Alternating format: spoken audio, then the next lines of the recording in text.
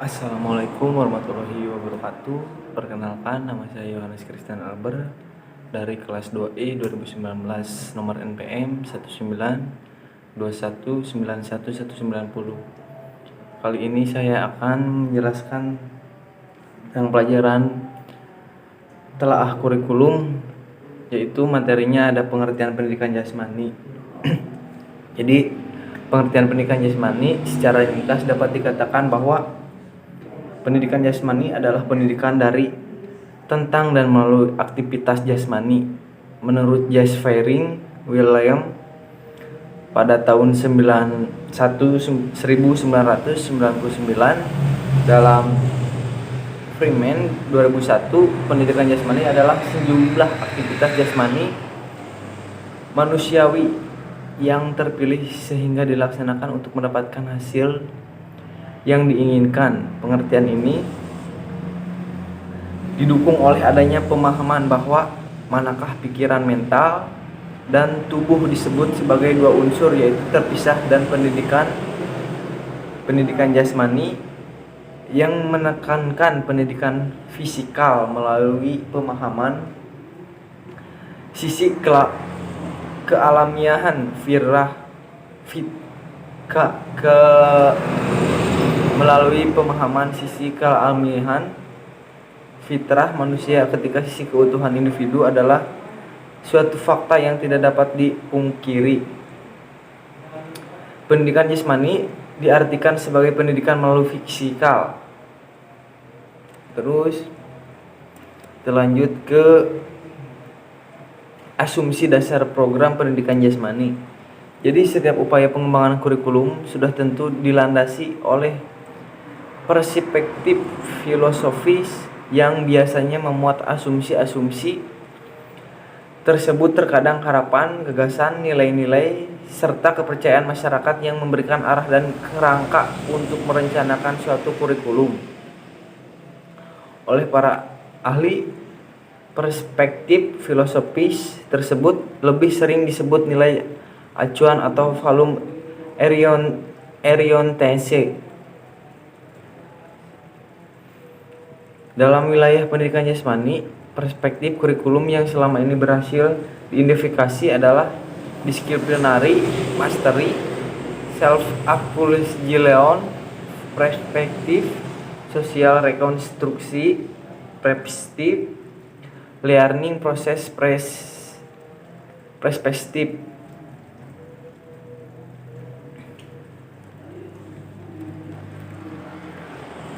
Terus lanjut ke karakteristik program pendidikan jasmani. Jadi karakteristik program pendidikan jasmani itu sendiri yaitu developmentally atau DAP, artinya bahwa tugas ajar yang disampaikan harus memperhatikan perubahan kemampuan atau kondisi anak dan dapat membantu mendorong perubahan tersebut. Dengan demikian, tugas ajar tersebut disusun dengan tingkat perkembangan dan tingkat kematangan anak didik yang diajarnya. Perkembangan atau kematangannya dimaksud mencakup fisik, psikis, sosial, maupun keterampilannya. Jadi tugas ajar itu juga harus mampu mengakomodasi setiap perubahan dan perbedaan karakteristik individu dan mendorongnya ke arah perubahan yang lebih baik. Seperti modifikasi merupakan salah satu upaya yang dapat dilakukan oleh para guru penjas agar proses pembelajaran penjas dapat mencerminkan DAP. Terus ada ruang lingkup materi pendidikan jasmani. Menurut BNSP 2006-513, ruang lingkup mata pelajaran pendidikan jasmani, olahraga dan kesehatan adalah sebagai berikut. Yang ke-1 ada permainan dan olahraga, meliputi olahraga tradisional, permainan, eksplorasi, gerak, keterampilan lokomotor dan non-lokomotor. Yang kedua ada aktivitas pengembangan, meliputi mekanika sikap tubuh, komponen kebugaran jasmani, dan bentuk postur tubuh serta aktivitas lainnya. Yang ketiga ada aktivitas 6, meliputi ketangkasan sederhana, ketangkasan tanpa alat, ketangkasan dengan alat, dan senam lantai serta aktivitas lainnya.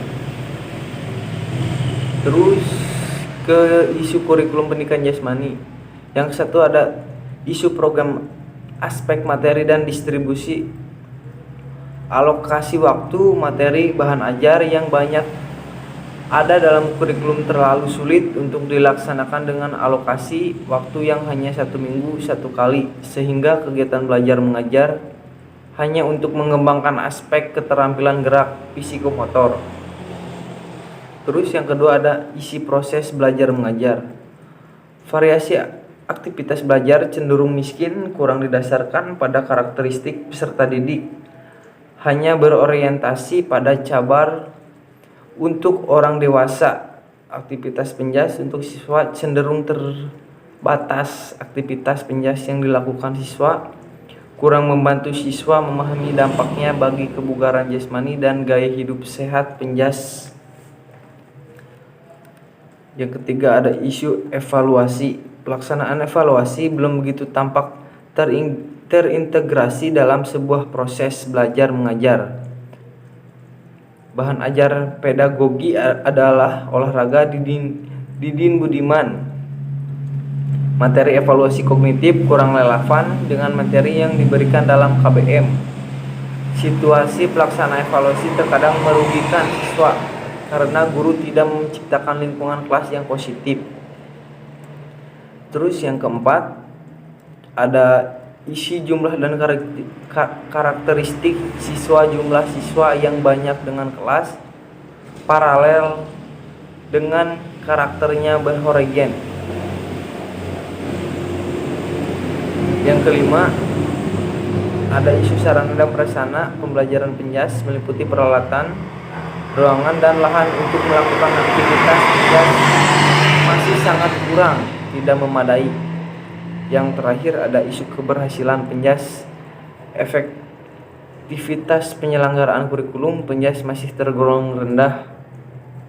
Penafsiran mutu program bersifat semar, cenderung lokal, belum menyeluruh.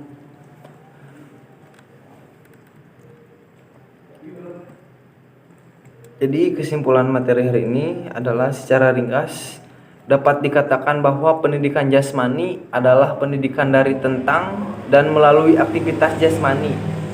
Setiap upaya pembangunan kurikulum sudah tentu dilandasi oleh perspektif filosofis yang biasanya memuat asumsi-asumsi dasar tentang masyarakat, manusia, dan pendidikan. Karakteristik program pendidikan jasmani itu sendiri yaitu ada developmentality appropriate atau DAP. Yang kedua ada isu program aspek materi dan distribusi alokasi waktu. Yang kedua ada isu proses belajar mengajar. Yang ketiga ada isu evaluasi. Yang keempat ada isi jumlah dan karakteristik siswa. Yang kelima ada isu sarana dan prasarana pembelajaran penjas. Yang keenam ada isu keberhasilan penjas. Mungkin segitu dari saya. Mohon maaf bila banyak kekurangan dalam tutur kata. Assalamualaikum warahmatullahi wabarakatuh.